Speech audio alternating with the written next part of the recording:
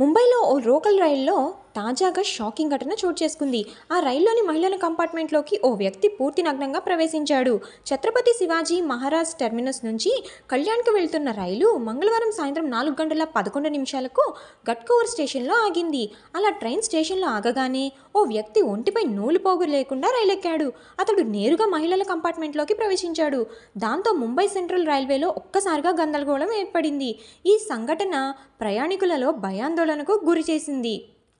అతడిని రైల్లోంచి దిగిపోవాలంటూ మహిళలంతా ఒక్కసారిగా కేకలు వేయడం మొదలుపెట్టారు. అయినా అతడు వినిపించుకోలేదు.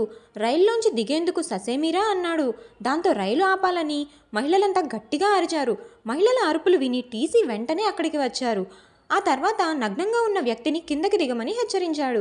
అయినా అతడు నిరాకరించాడు. దాంతో టీసీ చేసేదేమీ లేక పక్క స్టేషన్లో బలవంతంగా కంపార్ట్మెంట్ నుంచి కిందకి దించేశారు. ఈ ఘటనకు సంబంధించిన వీడియో నెట్టింట వైరల్గా మారింది.